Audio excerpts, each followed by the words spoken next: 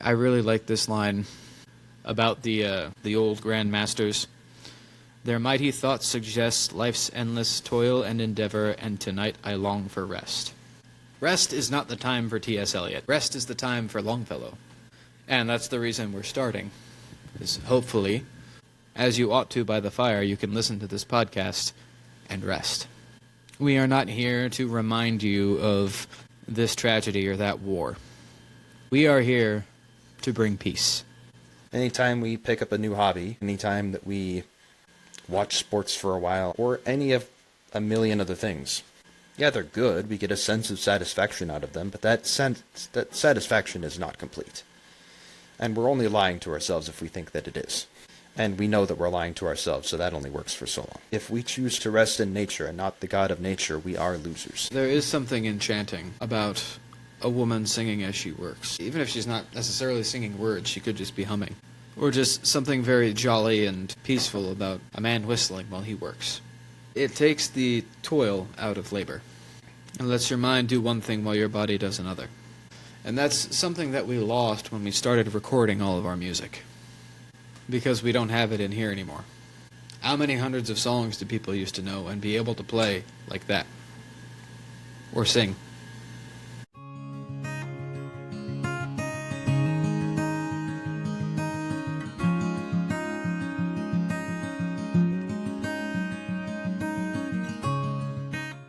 What are we drinking tonight, Ethan?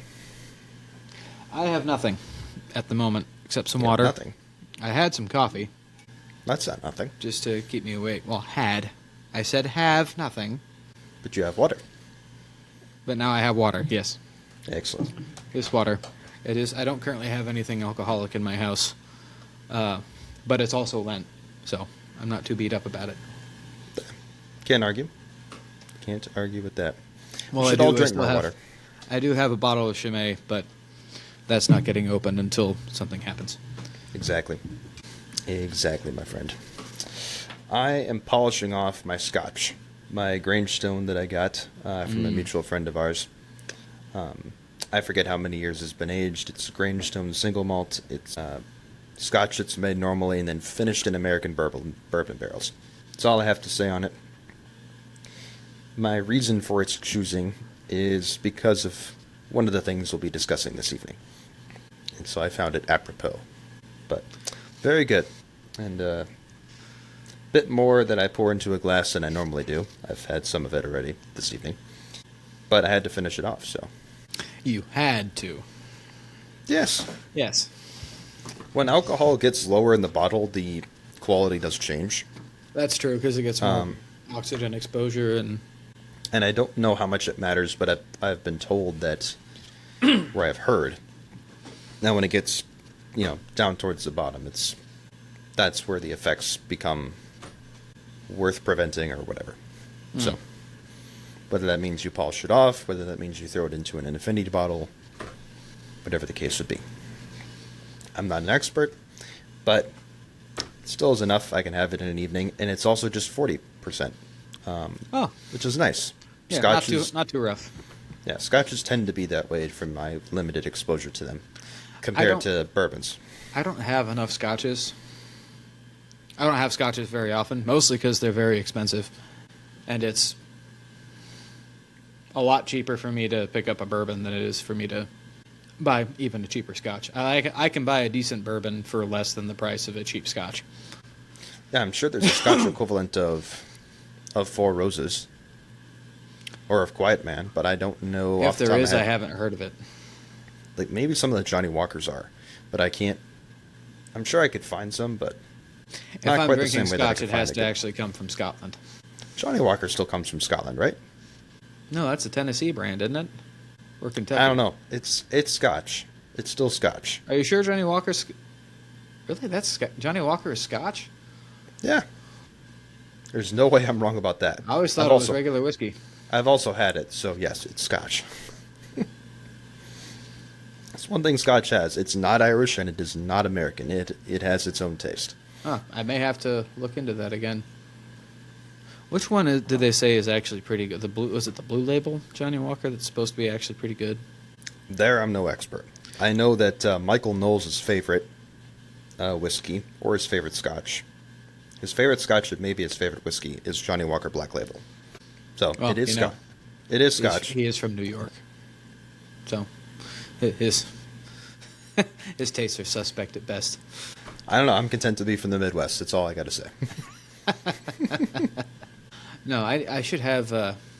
I should frequent the. Oh gosh, what was the name of it? I told you about it. It was a distillery that was founded by a man that bears my name.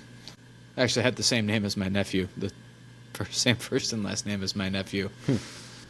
Oh gosh, it's on the tip of my tongue. I remember it was a white bottle. Anyway, doesn't matter. I do not know. I'm not that much of a nerd. Can only help you so much there. I had always thought of Johnny Walker as being like there with Jack Daniels and Evan Williams. In the sense that it's common and everybody's heard of it within a genre, yes. I think that comparison could be made. But it is higher in quality. Or at least it is Scotch. If I were thinking, well, I don't know the world of Scotch well, so I really I'm not going to say anymore. I have no authority to speak on this. I don't either. But I will. All I know is that it comes from Scotland, so. But I will enjoy this Scotch. That Very I can good. do. That I have the authority to do. Along with some great poetry. And on that note, we are back to poetry. Finally, this evening, folks. Ethan had another plan for what he wanted to do tonight, but I wanted to make good on all the times in previous episodes where I've said we're not back to poetry, and last week where I said we'll get back there. Okay, it hasn't been that many. We've had three episodes since our last poetry hour, and that was after 3 poetry hours in a row. So Still feels like a long time, but we're back. I know any absence from good poetry feels like too long. Mm-hmm. There is no set frequency on which we'll do these things, at least yet. We haven't thought that far ahead, but we're back at it. We're revisiting one of our old friends in Longfellow with certain things, and then we've got some others we'll discuss as well. But take us away, Ethan. Yes, which should surprise no one at this point, I have brought Longfellow. He is my favorite poet. He is the best American poet for reasons that I think I'll get into at another time. Maybe we'll have one dedicated entirely to Longfellow so we can sing his praises and his virtues. There's enough material there. And Yes, he's very much one of us. Despite being a Yankee, he's very much one of us. Well, I am a Yankee too, so. Only technically. Only technically. All right. See, I think of Yankees as being specifically from New England, but... We're just off in the corner of Yankee land. Literally. Yeah. We're very nice. Only a Yankee by association. Midwesterner is... I don't know, that changes you a little bit. I am a Southerner at heart, and I am a Northerner in the sense that I'm loyal. How about that? Yeah. The rest of that discussion can be saved for another time. So, the first poem that I have brought from Longfellow is called The Day Is Done. And this, it seems counterintuitive for me to bring a poem called The Day Is Done for us to start with. But once I read it, you'll kind of get the feeling and the understanding of why we're starting with it. So, well, and also, if you're watching this, you're watching it, hopefully the evening we release it. So after 4:30, your day is probably done. Yeah. This is fitting. Yeah, your day is at least close to being done. And we're merely following the instructions in the poem. The day is done, and the darkness falls from the wings of night, as a feather is wafted downward from an eagle in its flight. I see the lights of the village gleam through the rain and the mist, and a feeling of sadness comes o'er me that my soul cannot resist.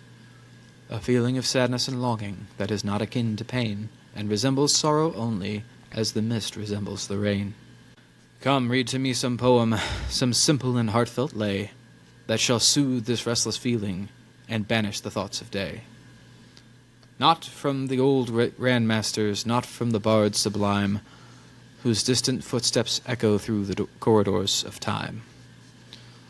For like strains of martial music, their mighty thoughts suggest life's endless toil and endeavor, and tonight I long for rest. Read from some humbler poet, whose songs gushed from his heart, as showers from the clouds of summer, or tears from the eyelids start. Who through long days of labor, and nights devoid of ease, still heard in his soul the music of wonderful melodies. Such songs have power to quiet the restless pulse of care, and come like the benediction that follows after prayer. Then read from the treasured volume the poem of thy choice, and lend to the rhyme of the poet the beauty of thy voice.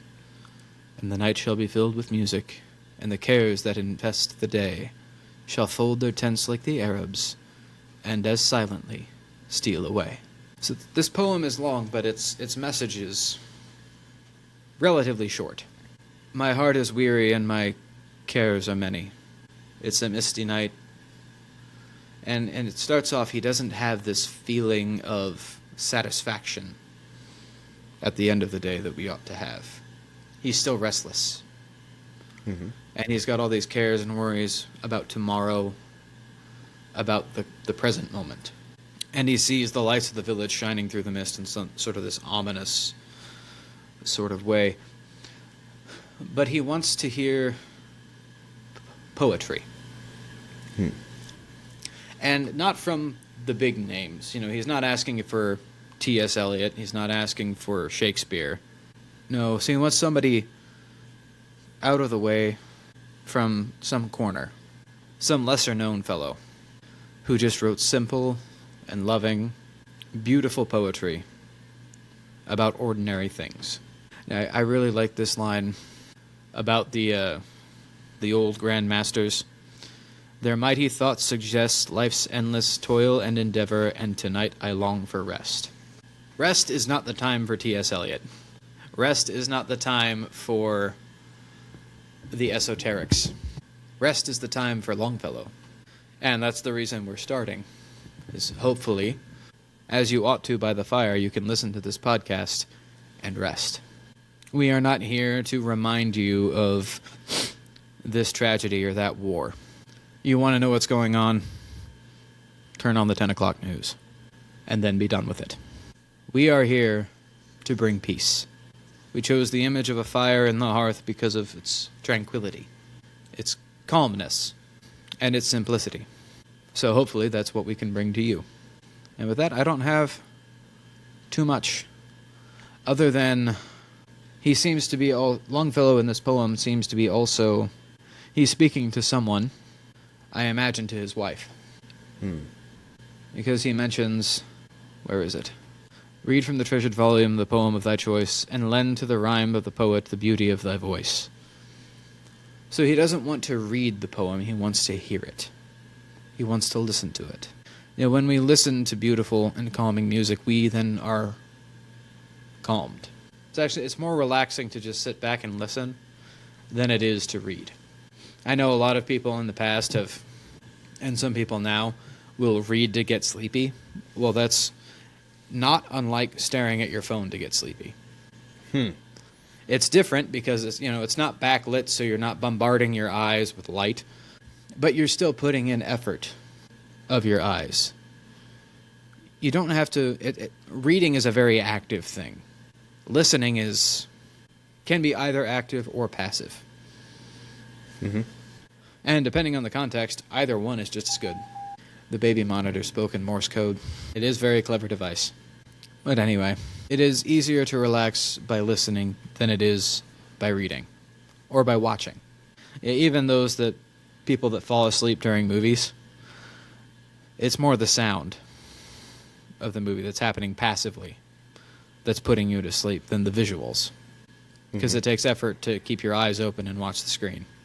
But if a television is just background noise for you, then it turns into a lullaby. It's lulling you. But for that poem, although it was long, I know I'm usually fairly long-winded when I deconstruct a poem. But this poem is very simple. And really, that's all you need. That's true. That is all you need. In a poem. The more esoteric stuff has its place, but one of the reasons I love Longfellow so much is that almost anybody can understand almost all of his poetry. Yeah, and the examples we've had so far on this podcast are very reflective of that. He is probably one of the best starter poets for people that are wanting to get into poetry. I don't know if I'll ever not recommend Longfellow to somebody. Can't argue with that. I could sit here and be grateful and say, yes, it is simple, but being an ungrateful son of a gun, I will proffer my own thoughts, which are not too dissimilar from yours. I like the way in which he sets it. I like the way in which he describes his melancholy at the beginning. You know, a feeling of sadness and longing that is not akin to pain and resembles sorrow only as the mist resembles the rain. Like, when you first read that, it's very natural. Like, what are you saying? What are you talking about? And he further develops it as he goes through the poem. It's a guy who's come back from a long day's worth of work. Mm-hmm. A guy who's been building great things, who's been doing what he's supposed to with his life, hopefully. Doing a great amount of good for the world. But there's a grind to that. It's a weariness and restlessness at the same time. Yeah. And so what he is drawn to is what we ought to be drawn to when we're in the midst of the grind. Things that bring us hope. Things that lend a certain music to the air, or an actual music to the air. Things that lend us wonder. And he asks for that. He doesn't want a poem that resembles the work that he's been doing. Mm-hmm. Calling him to some greater heights, like, yeah, he knows. And those are good and noble things, and he's been doing those good and noble things, but those had their time and place. There's now a different nobility that he pursues, and that nobility is the one of rest. So all he needs is something simple. Like you said, something from the corner. Mm-hmm. Something from the ordinary man, who presumably lives the same kind of life. Gets up, does his work, comes back home, rests, repeat. Yeah. And what he's looking for in that is a different way in which to be reminded of his purpose. And he gets it. And the night shall be filled with music, and the cares that infest the day shall fold their tents like the Arabs and as silently steal away. And beforehand such songs have power to quiet the restless pulse of care, and comes like the benediction that follows after prayer. No one thinks of that and is like, that's nothing. No, that's kind of it. That's kind of everything that we're striving for, right? Yeah. Yeah. Like the work exists for a purpose, right? But, and this is a theme we'll return to later in this podcast with, in one way or another. Maybe. We weren't made for work. We were made for rest. Work is a good. Work is something that we must do. It is something that we were designed for, and God did bless it. But in his original design, I don't imagine Adam and Eve doing a ton of work in the garden. I do imagine them doing it. They were told to till the earth and to keep it. This is true. But they were told to toil and labor after the fall. Yeah. So yes, they weren't not working, I guess. The difficulty of work, I suppose, the drudgery, the laboriousness of work, is one of the prices of sin. Yes.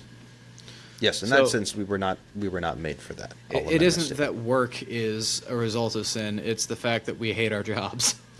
That is a result of sin. Sure. No, that's a wiser way of saying it. But another way to frame it is, what do I imagine I'm going to be doing in heaven? Yeah, nobody works in heaven. Yeah. I'll live a very fulfilled life. I won't be doing that. Apart from prayer. But prayer is not work. Prayer is actually leisure. Prayer is rest.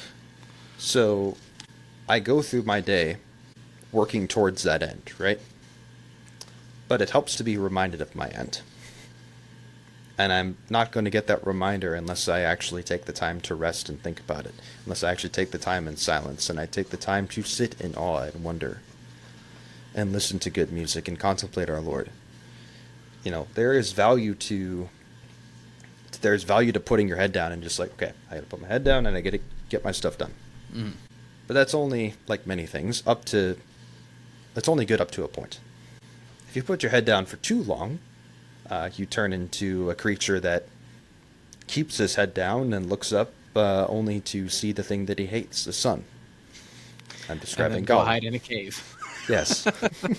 You know, that's an extreme example, but we all know that, right? Like we get so invested in our work and well, you're doing your work, and then you look at this concerning thing in life, and this concerning thing in life, and this problem and that problem, and the news, and your investments, and like before you know it, you can kind of lose sense of, wait, why was I doing this in the first place? You're reminded of that when you go home and rest. You're reminded of that when you walk in the front door and you see your family. You're like, oh yeah, this is what it was for. Or you're reminded of it when you pray. No, this is what it was for. This was, like, none of this matters. This earth is a pilgrimage. I'm just meant to spend time in eternity with you, Lord. That's the point. So I need to work, but I need the reminders of why I work. That is what Longfellow was searching for, and that is what he gets. And I imagine that it was quite beautiful. Just as a point to the style here, when he mentions the feeling of sadness and longing that is not akin to pain and restlessness and resembles sorrow only as the mist resembles the rain, if you sort of just take those couple lines and you just think about, okay, what feeling is he describing there? Everybody knows what he's talking about. And anybody reading this that has a job, has children, has anything to do that is difficult, you know what that feeling is. It's gloomy tiredness. It's burnout. It isn't pain, and it isn't sorrow and only looks like sorrow in as much as the mist looks like the rain. It's aggravatingly dismal and irritatingly minor, comparatively speaking.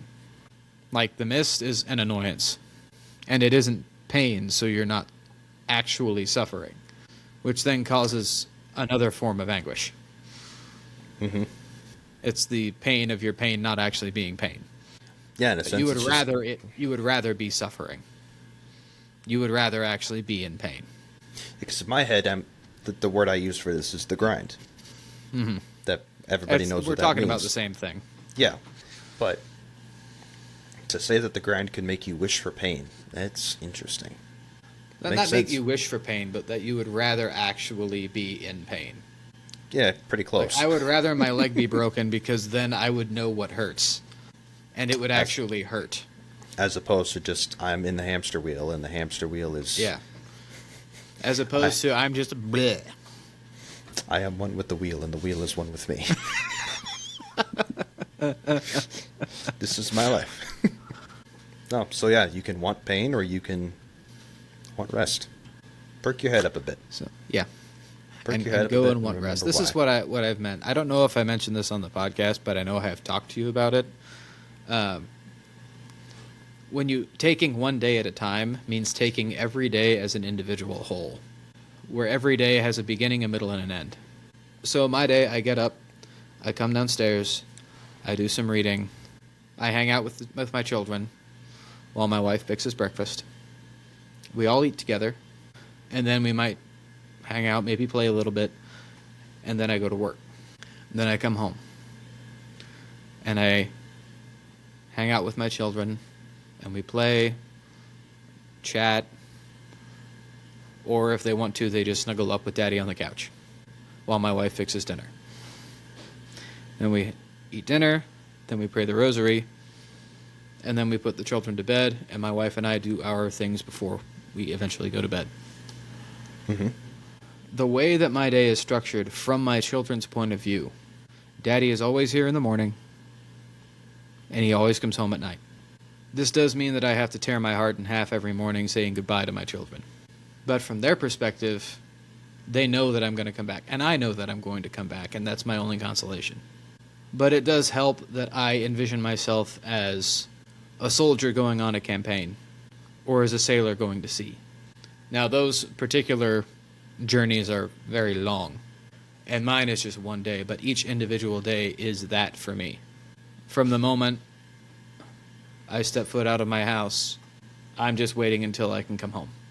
Like the sailor on campaign, or the soldier on campaign, and the sailor at sea. The sailor waiting, looking at the horizon every morning until he can make port. And that's how it feels every time I look up at the clock to see how much time is left in the day. Because then I can be home. And that day's journey is at an end. Tomorrow's is for tomorrow. And when you don't think about tomorrow, Apart from, having plans of on the 14th we're going to do this and on the 22nd we're going to do that. And, oh, don't forget to do this thing tomorrow. Apart from that, it makes it much more bearable. Oh, and it's simple, right? Every day is an entire life. Yeah. And it's not, oh, I'm lazy at my job and I hate everything, so I just can't wait to leave. Mm-hmm. No, it's rightly ordered work. It's work done for the right reasons. No, I'm not lazy at my job. A bad day for me is when I only doubled quota. Nice. But, yeah, it's a perfect whole. It's a perfect whole. It's a perfect beginning, a perfect middle, and a perfect end. And that, in and of itself, is kind of like a beautiful drug, right? Mm-hmm. Like, oh, yeah, I'm just gonna... Good kind. I'm just gonna do that every single day. I have my well-ordered day, my rightly prioritized day, and my goodness, I wish I was as... Well, I wish I were married. That might help. But, like, I gotta figure out the single guy version of that, because I wish I had what you just described. That's beautiful. Good books and good company will help. Well, I have the good company, at least. I guess I... Maybe get a cat. Get a cat. I actually would be down for getting a cat. I would cat. say a dog, but cats require a lot less work. A dog is your best friend, but a cat is just your apathetic roommate. I know. You'll come home and the cat will go, hey, how was work? Never mind, I just remembered I don't care, and then he'll walk away. Yeah. Did you bring me food? No? Fine. Meow. Out. But yeah, I'll take care of you. You'll snuggle up next to me. If I die, you can eat out my eyes. It's fine.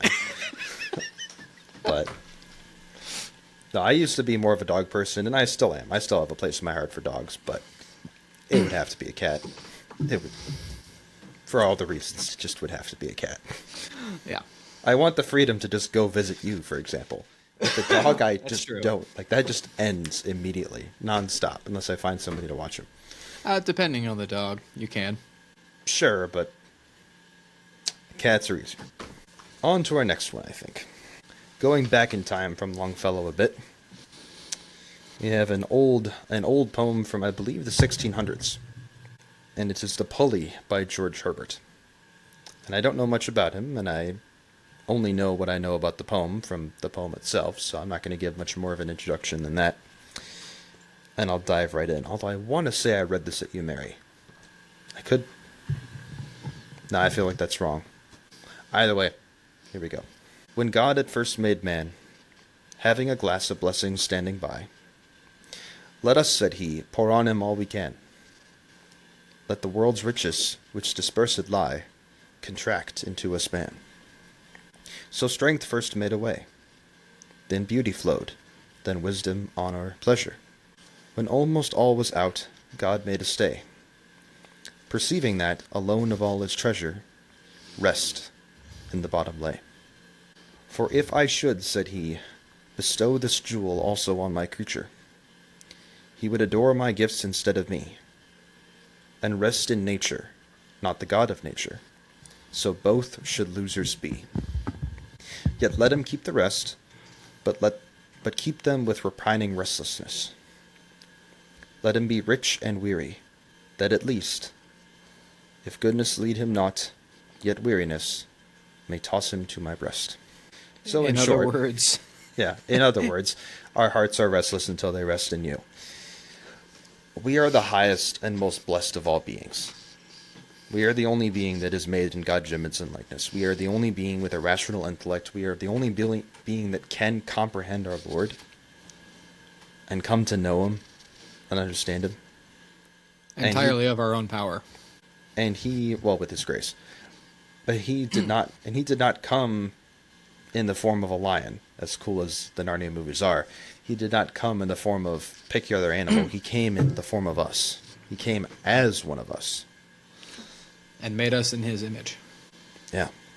So we do have all of the world's riches. We actually have wisdom. We actually have honor.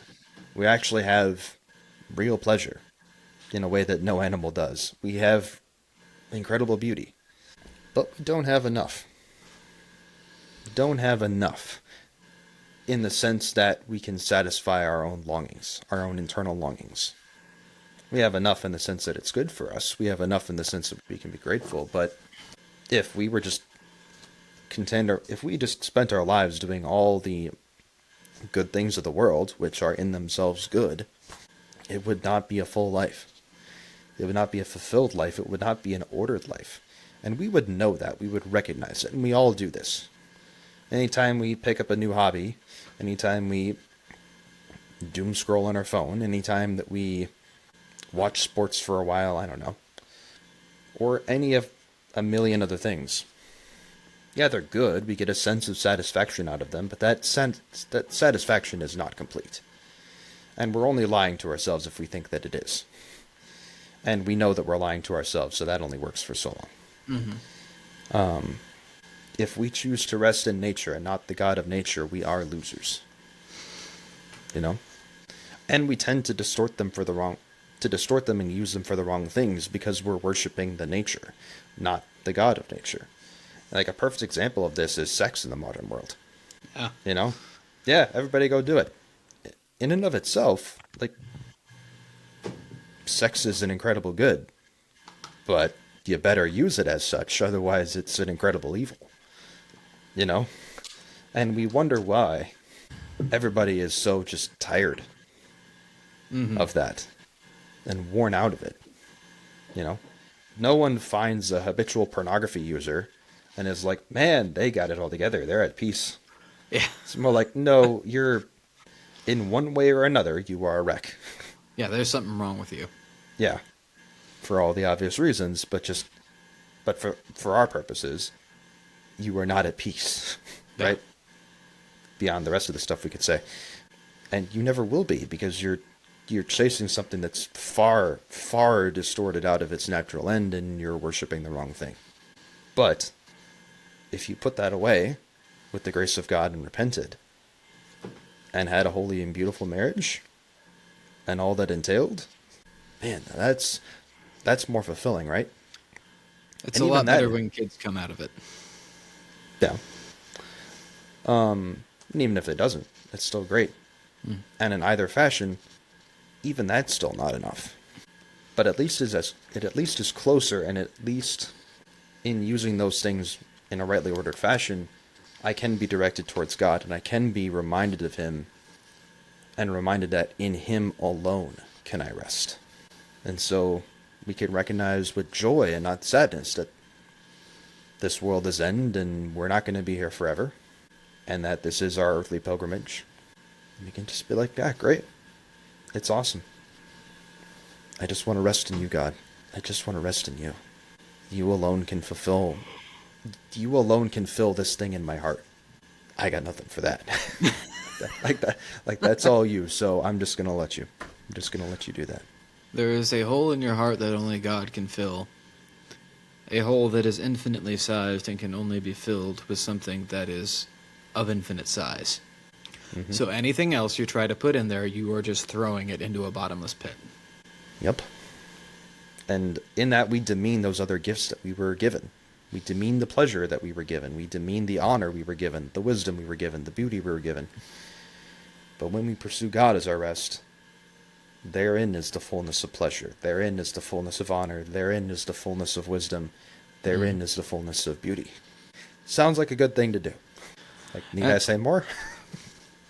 I also do like what George Herbert has done here, implying that God deliberately, He gave us rest, but He contemplated not letting us have it.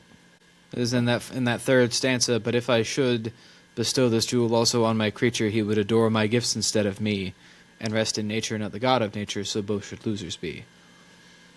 So that's contemplating for a moment. Like with anything else, if I let them have this, they will misuse it. But then He gives it to us anyway because He's God. Although if He's talking about the rest as in resting in Him, or if He's talking about the rest as all of the other gifts and rest was what He withheld, because only He can truly provide it. So I think you're wrong, and yet you're right. If you want proper rest, you have to come to me. Mm-hmm. Let Him keep the rest, but keep them with repining restlessness. Let him be rich and weary, that at least if goodness lead him not, yet weariness may toss him to my breast. It's There are two ways that the prodigal son may come home. One is that he regrets what he has done and he wishes to reform his life. The other is that he's just tired. How do you get to where you are, yeah? You know, your kid says he's going to run away from home. He'll be back by dinner because he'll get hungry. There's that built-in thing, right? No, I think he's not referring to rest the gift in the fourth stanza, because rest isn't capitalized like it is earlier in the poem. Yeah. But I still think you're right, because I think Herbert is actually wrong. I think that ultimately God did give us the ability to rest, albeit imperfectly. And we need to choose that. But we can still only rest in him. It isn't true rest Exactly. unless we're resting in him. So, again, Herbert is right. Mm-hmm.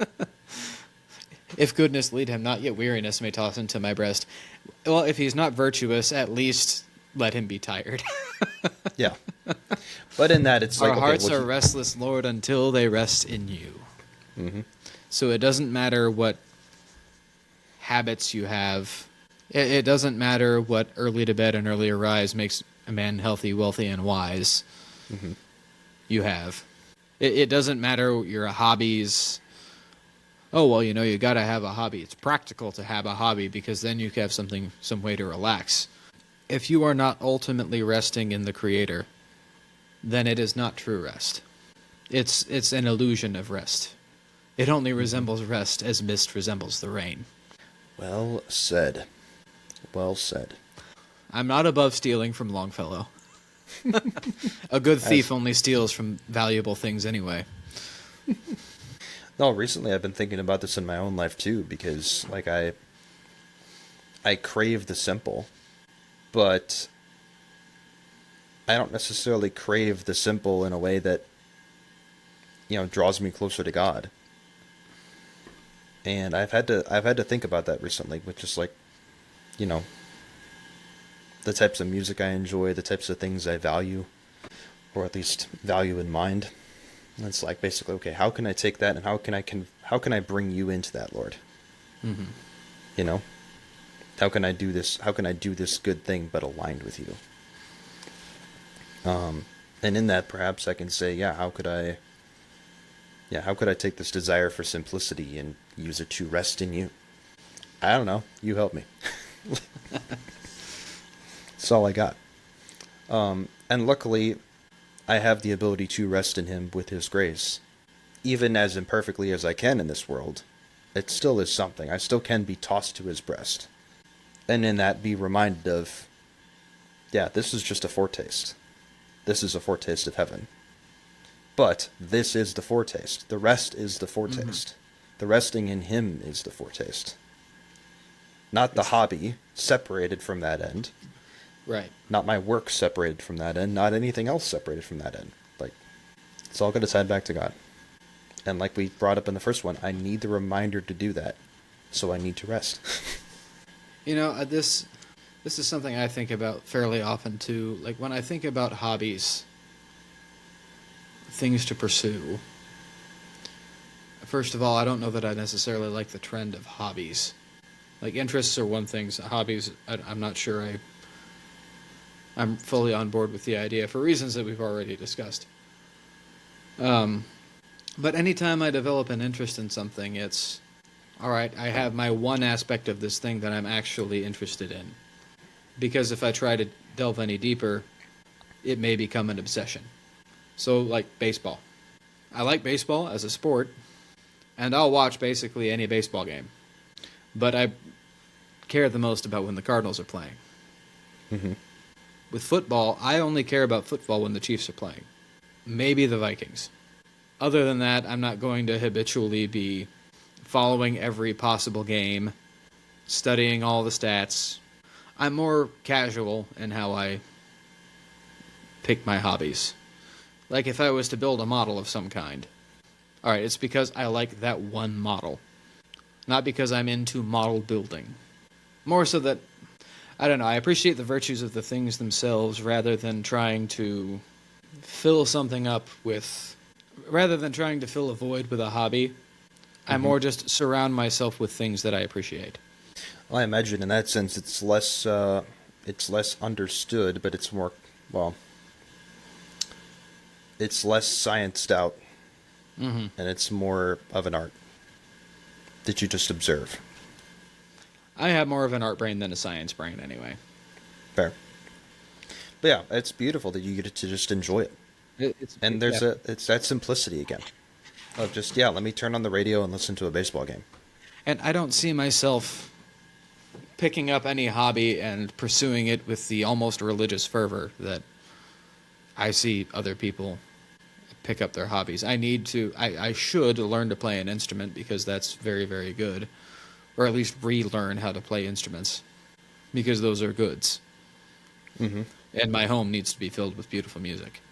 And if we can sit and play the instrument, that is actually something different.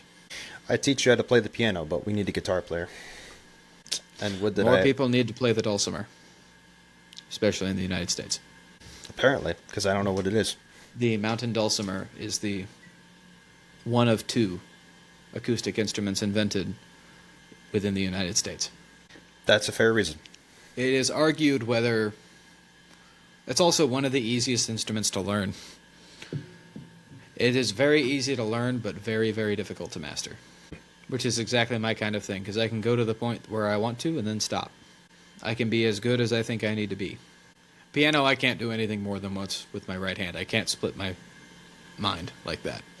Probably because of how different it is from guitar, and that's what I'm used to. But I have as good as I'm going to get, and I don't necessarily care to get better than that, because it is a level of skill that seems appropriate for me, for my lot in life. Mm-hmm. And even a beginner can play well. You can play well at the level of a beginner. And it can still sound beautiful if you play it correctly. Yeah, that attitude towards the instrument is we're digressing from the point, perhaps, but that attitude towards the instrument is it's what you hear in the music I enjoy. Mm-hmm. Right? There's a certain simple wonder in a simple piece. I listen to a lot of indie folk music. I listen to music that I wish was considered country.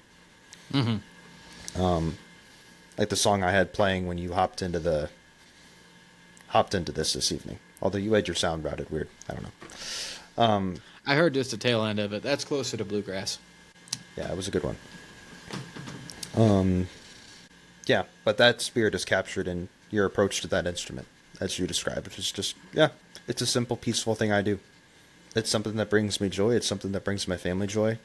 I don't need to try and, master this thing and put all of my hours into it. I just need to appreciate it for what it is.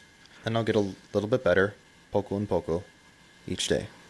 And the one final point on this, because we have wandered into the rhubarb, but that's okay, because it's a good conversation.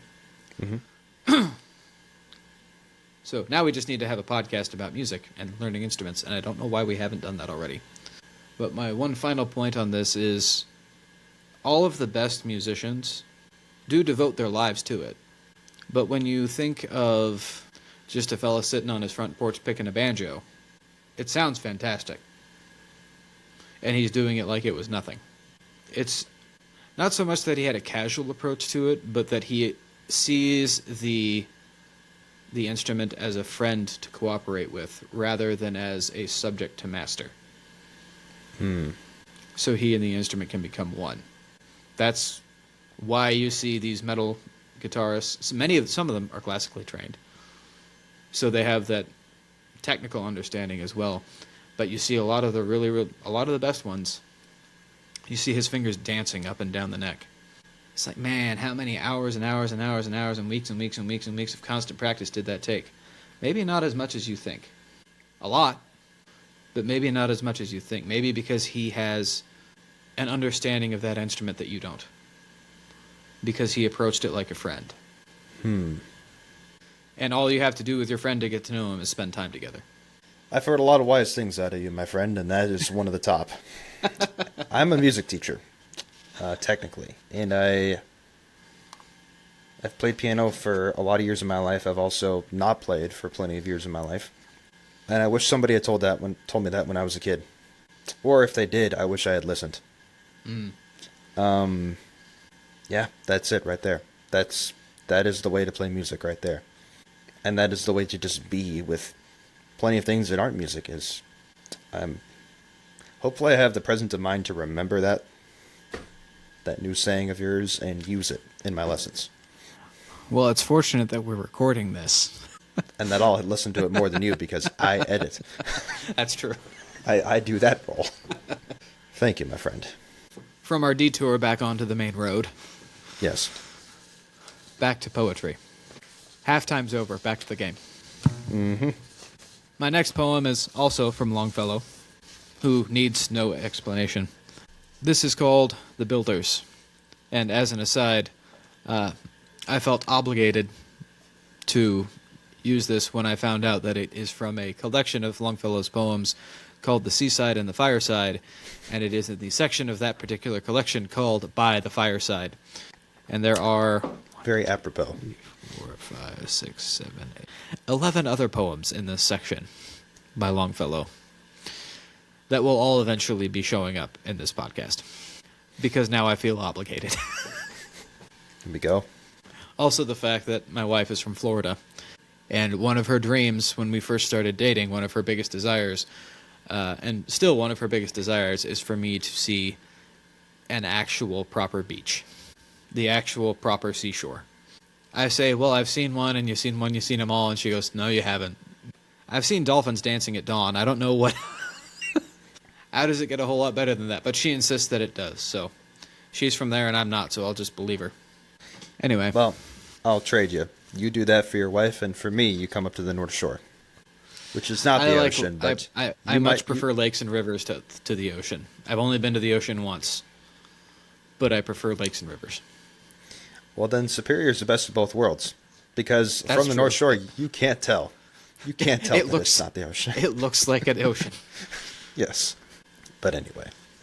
It is called very the much Great not Lakes the for a ocean. reason. Anyway, yes. So this is a poem called The Builders. All are architects of fate, working in these walls of time, some with massive deeds and great, some with ornaments of rhyme. Nothing useless is or low, each thing in its place is best, and what seems but idle show strengthens and supports the rest. For the structure that we raise, time, is with materials filled. Our todays and yesterdays are the blocks with which we build. Truly shape and fashion these, leave no yawning gaps between. Think not because no man sees, such things will remain unseen. In the elder days of art, builders wrought with greatest care, each minute and unseen part, for the gods see everywhere. Let us do our work as well, both the unseen and the seen. Make the house where God's made well, beautiful, entire, and clean. Else our lives are incomplete, standing in these walls of time, broken stairways where the feet stumble as they seek to climb. Build today, then, strong and sure, with a firm and ample base, and ascending and secure shall tomorrow find its place. Thus alone can we attain to those turrets where the eye sees the world as one vast plain, and one boundless reach of sky. Find the beautiful in the simple. In other words, he who is not faithful in the little things shall not be faithful in the big. And every little thing that you do, do it for the glory of the God who made you. You know, I had an instinct to react to correcting Longfellow and not correcting his use of gods in the plural, but I'm going to leave it there. Because, for one thing, he's talking about the classical ages. Mm-hmm. He's talking about the pre-Christian age. He's talking about Greek art, Persian art, those who were writing for their gods. Mm-hmm. And no matter your religion, your path should lead you to Christ, because he is the way, the truth, and the life, and no one comes to the Father but through him. But in the meantime, and particularly for those who have not heard the name of Christ and who know nothing of him, or perhaps know nothing of him other than his name, you ought to properly honor your gods, and you ought to do things for their glory. I'm reminded of The Last Battle, the 7th Chronicles of Narnia book. This is in the land of Narnia, or the land where Narnia is.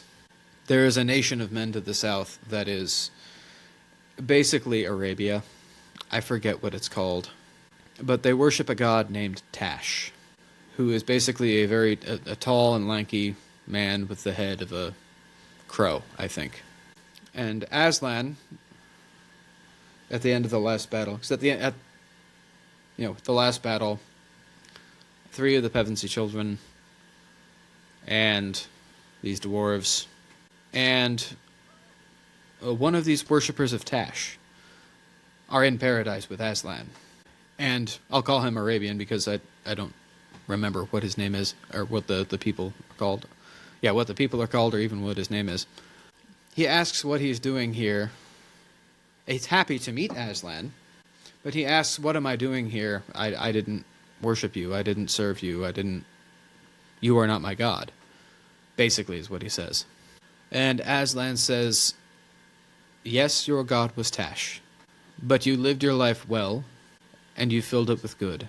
And those who live their lives well and do good, do it for me. Even in the name of Tash, they do it for me. Likewise, anyone who does evil in my name does it for Tash. So yes, the gods see everywhere, no matter which god you worship, and if you live well and do good deeds and live in virtue, Pelagius is still a heretic, but that does count for something. Particularly for those who have never had the opportunity to fully understand or comprehend the faith. Mm-hmm. Yeah. They live their lives well, they live their lives virtuously, and in the pursuit of truth, doing the best with what they have, paradise will not be closed to them. Yeah, we know that God comes to all. We know that he gives the fullness of his truth to some, like us. And there's some that he doesn't give it to. Some that were supposed to be evangelized but weren't, and some that it just was never going to quite happen. Mm-hmm. But no, he still draws all men to himself, and he still wants all to be saved. That doesn't mean everybody will be. Oh no. There are still a lot of ways to screw it up. But that means that he will find ways of helping you along the way. Mm-hmm. And without us knowing what those ways are, we know that he has them. Mm-hmm. And we know better than to think that he doesn't. But that was more of an aside. Yeah. With those particular 2 stanzas. The poem as a whole. We see ourselves as workmen in life. And Longfellow is constructing this image of a turret. This is the tower at the corner of a castle. A parapet. And just as each stone there has a place, and without that particular stone, the tower is weaker, each of us and our deeds have their place. Nothing useless is or low. Each thing in its place is best, and what seems but idle show strengthens and supports the rest. I think it's safe to say that Longfellow was not a liberal capitalist. He's not one of these guys that's going to sit there and say, oh, we don't need poet. Well, he's a poet, so he can't be anyway. But he's not going to be one of those guys sitting there and saying, oh, we don't need poetry and we don't need art. You know what we need? We need people in the factories. We need people to be useful. Well, Longfellow just said nothing is useless. And what seems to be idle show, like, oh, that poetry and that music and that art, that's just a waste of time. No, people shouldn't be devoting their lives to creating that kind of stuff. That's just a waste of time because it doesn't add to the good of society. Well, maybe not your version of the good of society, but it does intrinsically add to the good of society. Mm-hmm. They strengthen and support the rest. Men don't want to work well in a world that's not beautiful.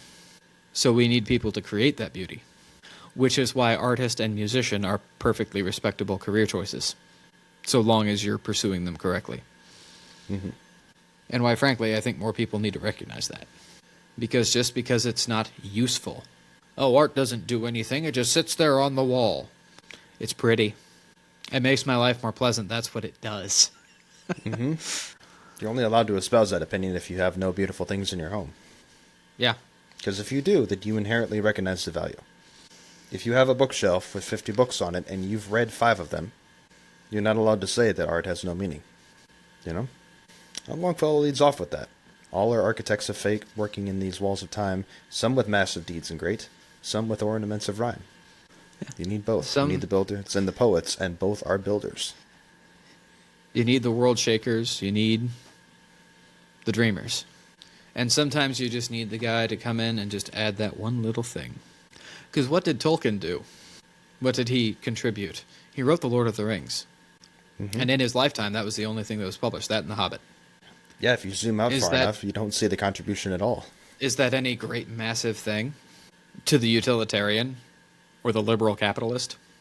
Made some publishers wealthy and other media franchises since and whatever, but that's the only use to the people who think that the only purpose of the novel, the only purpose of the art, is to make the guy that sells it rich. Or that art has no value at all unless you have somebody that can sell it. To those guys, maybe he made some kind of achievement. But when you look, if you think of it as the one stone in the castle, all right, it's one stone. But then you look at that stone. Be the stone looking out at everything else. And see what it is holding up. It's holding up the 50 stones above it. Mm-hmm. It's holding up the entirety of fantasy literature and even science fiction, and fiction in general. The Lord of the Rings. The single greatest epic work that has been written by the human hand, without the inspiration of God. Second only to sacred scripture. And that's a really wide gap. Yeah. An infinite gap. An infinite gap, because sacred scripture is. But to some it may seem a drop in the bucket, to others it may seem the whole ocean. But it has its place. And without it, life would be very different and probably a little bit less than it is right now. More than a little. Yeah, more than a little. Anyway, build today then strong and sure, with firm and ample base, and ascending and secure, shall tomorrow find its place. Again, having things in their proper order. Have a strong and firm foundation. Thus alone can we attain to those turrets where the eye sees the world as one vast plain, and one boundless reach of sky. You have to build the tower and climb to the top of it if you want to see the view. And that's work. But you have to do it right, lest you come tumbling down. Well said. Well said. I questioned why is at the end that these builders are aiming at? Or at least that Longfellow says that we as builders should aim at. Why sit on the turret and why see the world as one vast plain and one boundless reach of sky? Like, what does that mean? It means that you see yourself as a beautiful being looking out upon a beautiful world. And you're just taking in the goodness of what you see, the beauty of what you see, and I presume that you are, hopefully, rejoicing in gratitude. And you are resting. And you are resting. Like, is this not that foretaste of heaven again? Mm-hmm. In a way? So yes, that is why we aim there. I love his message in this poem about how... I like this message in the poem of how every detail matters. Every individual moment matters, and like we should care about those. You can read this poem with two different definitions of what he's talking about at the very beginning. You know, so all are architects of fate. What's all? What's all there? You can read it as the entire human race, and we all have our role. We all have our symphony within the orchestra. You know, whether our particular part is in the melody or the harmony, regardless of what the instrument is. Like, we all have our job, and we all have to do our job. We all have to build up humanity. We have to build up our common man to the best thing it can be, right?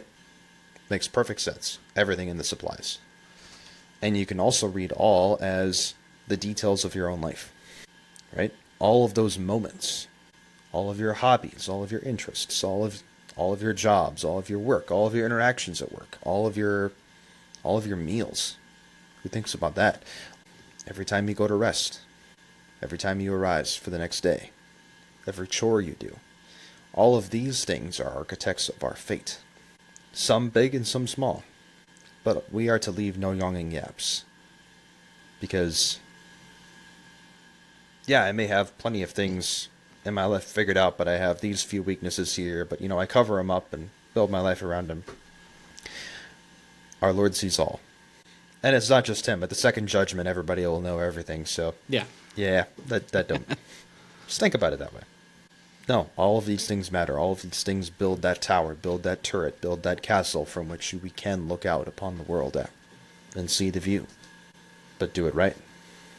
Like you said. Yeah. Lots to think about. One of my favorite new songs is Deathbed by Top House, which is one of my favorite bands.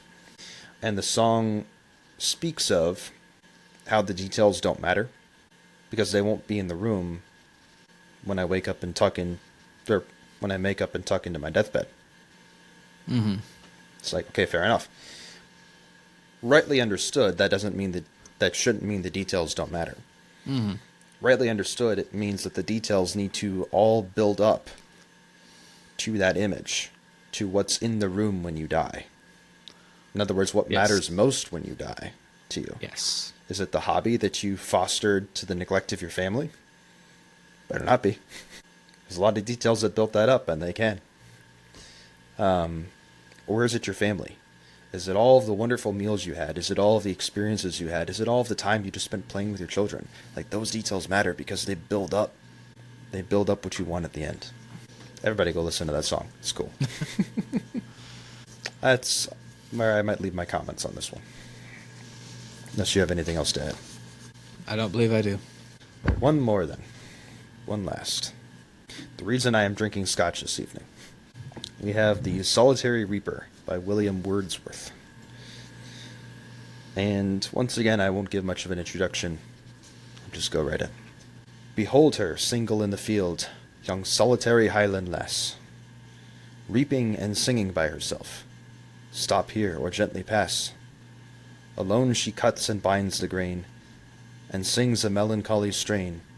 Oh, listen, for the vale profound is overflowing with the sound. No nightingale ever did chaunt more welcome notes to weary bands of travellers in some shady haunt among Arabian sands.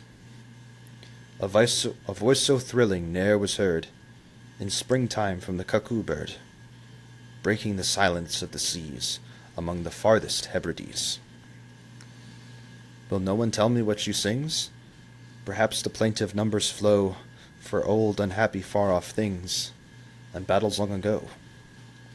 Or is it some more humble lay, familiar matter of today, some natural sorrow, loss, or pain that has been, and maybe again?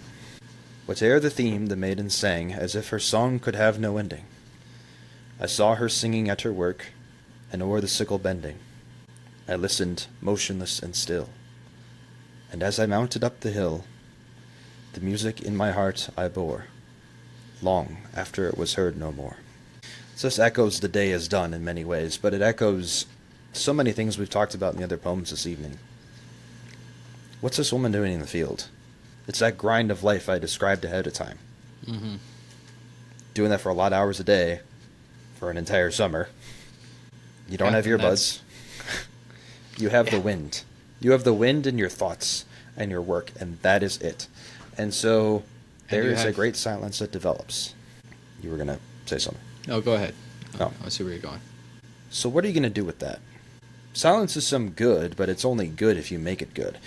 You could argue it's one of the great examiners of the heart.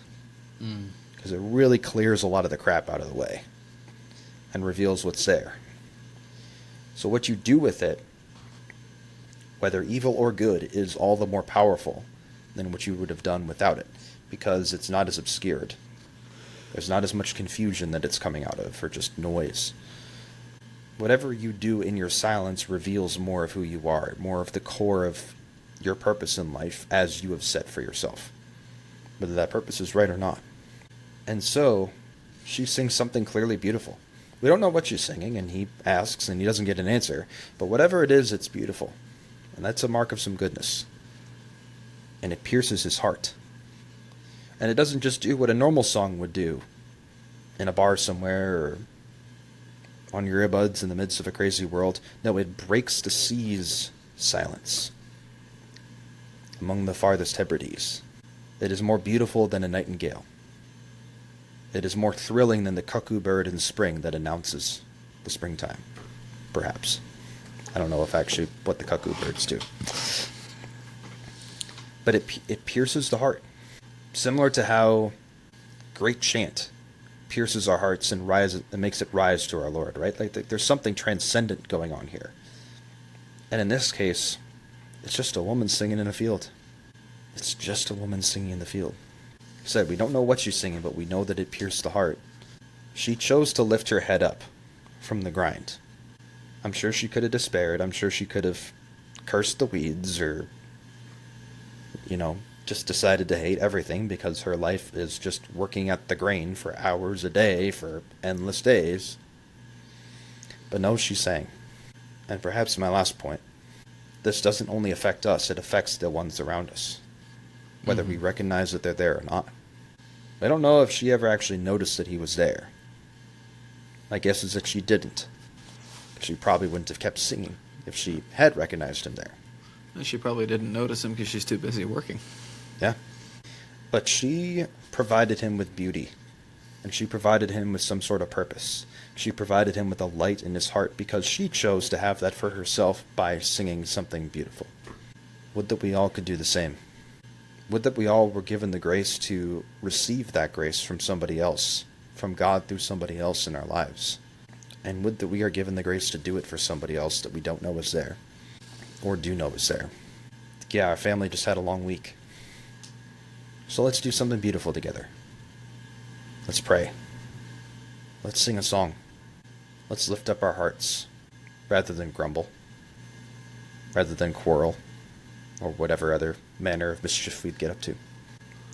There is something enchanting about a woman singing as she works. Even if she's not necessarily singing words, she could just be humming. Or just something very jolly and peaceful about a man whistling while he works. Mm-hmm. It takes the toil out of labor and lets your mind do one thing while your body does another. And that's something that we lost when we started recording all of our music, because we don't have it in here anymore. How many hundreds of songs do people used to know and be able to play like that? Or sing? Whether it's, with a mug full of ale in a tavern somewhere, or while you are gently reaping and binding the hay. That's why she can sing. It's not that she only knows the one song, and she sings it over and over and over and over and over again. No, she knows a lot of songs.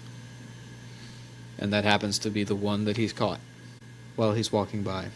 But it isn't just that it takes the toil out of work, it replaces it with something. Because if you take, you have to give too, because there has to be balance. It adds not solemnity, that's not the word I'm looking for. It adds a peacefulness. Serenity? A serenity, there we go. So that is not silent work. Reaping a field is not necessarily silent work, because there is a very distinct sound of a scythe cutting down wheat or grass or whatever it is that you're cutting. And it itself is a very peaceful sound, and when it's being done right, there's a rhythm. There's a beat. There's a song. It's one of the same reasons that sailors sing, or used to. If everybody's singing together, they're all pulling at the same time. But it's a ship where everyone is singing "Way Hey Up She Rises" early in the morning is going to be a lot more pleasant than a ship where everyone is just silent and working. Yeah. And that would even make a factory more pleasant. What if instead of what most factories have, which is a loudspeaker playing whatever the most popular trash music is, instead all the workers raise their voices in song while they work? That would transform it in so many ways. And if you've ever been at work and you just had sort of a drudging kind of day, and you walk past somebody who is singing, it makes you feel a little bit lighter. So it lightens everything. When you lift the weight off of your soul, you don't feel the weight on your body as much. My wife told me once that she hopes one day all of our children will together be doing the dishes and be singing "Blunt the knives, bend the forks, smash the bottles and burn the corks, chip the glasses and crack the plates. That's what our dear mother hates." She hopes at some point that our children will clean up the way that the dwarves do. Well. And that they'll sing. And this is another thing, because we bring everything back to Tolkien. Tolkien wrote nothing without song. How many songs does Aragorn sing to the hobbits, just to pass the time and tell them stories? He sings the Lay of Beren and Luthien. He sings the Song of the Arundel. And the hobbits, as they're walking, they're singing. Old Tom Bombadil does nothing other than sing, and in his song is power. So there is a great power to song, and right song. And the songs are not some masterwork of technical expertise. No, the songs of the hobbits are simple. And the songs of men and elves may have grand themes to them. But they are still, in a way, simple. Songs of men are just stories. The ones that aren't laments. But on that note, why do we sing a lament? Why is sometimes the only thing we can think to do in our grief singing? Why would you stand amongst the graves of Irish soldiers and sing the Foggy Dew? Because you don't have any words to adequately express so much at once. Except because those the words themselves are not enough.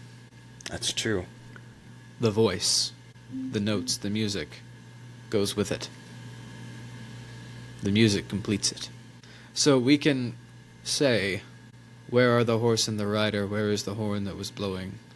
Where is the helm and the hauberk? And where is the bright hair flowing? You can stand up in front of a room full of people and say it, or you can sing. Only the song properly, it conveys the lamentation and the pain. The Psalms in Scripture are not supposed to be read. They are supposed to be sung. And there is supposed to be the harp, music, along with them. Because words alone are not always enough. And in the day is done, if we pay close attention to Longfellow's wording, because he's just always right, he speaks of songs. Read from some humbler poet whose songs gushed from his heart. Such songs have power to quiet the restless pulse of care, and come like the benediction that follows after prayer. Then read from the treasured volume the poem of thy choice, and lend to the rhyme of the poet the beauty of thy voice. Don't just read, and don't just speak. Sing.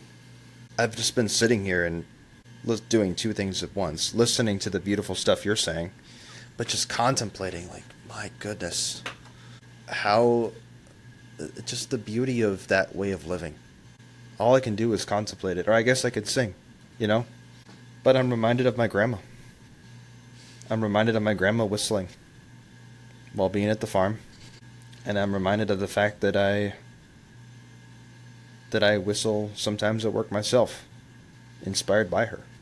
There's something simple that just whistling brings to life that is this beautiful charm and depth to any random moment, any ordinary thing.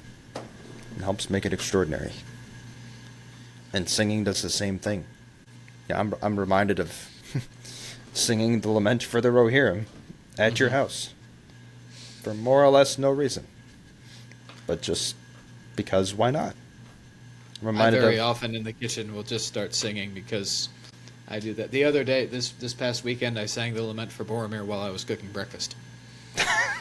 Nice. But how can I bring more of that into my life? Like, I do these things here and there, but our world is so chaotic, and as much as I,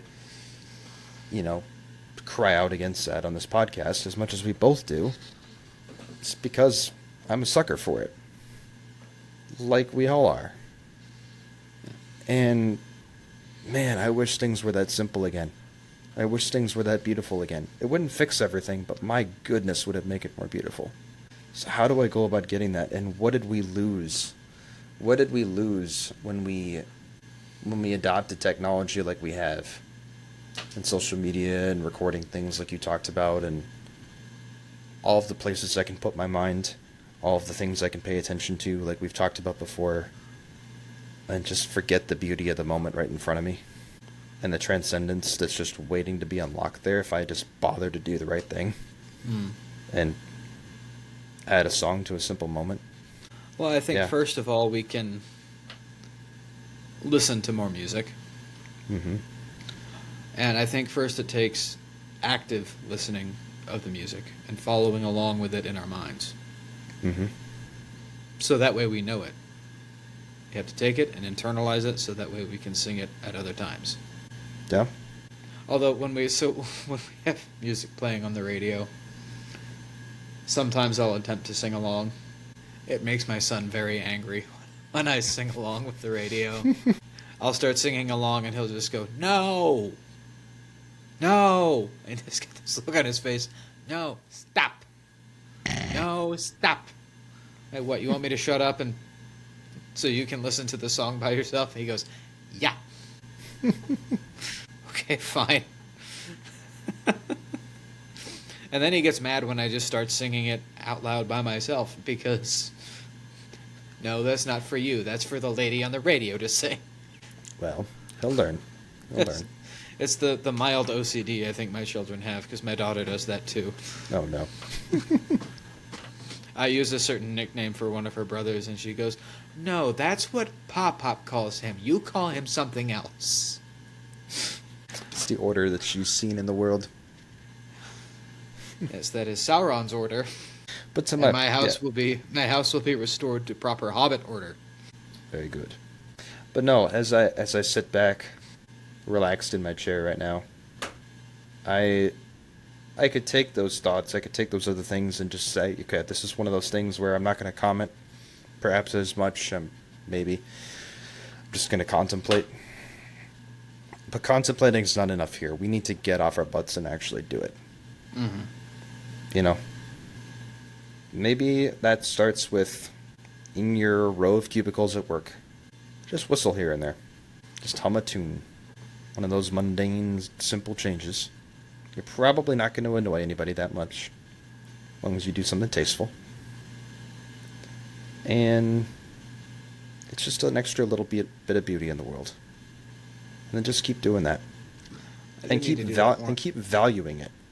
Like you said, learn the songs, learn the tunes, internalize them, so that you can sing them. Imagine if I had a list of sea shanties in my head that I could sing. That'd be pretty cool. Probably can't sing "What Do We Do with the Drunken Sailor" at work, but well.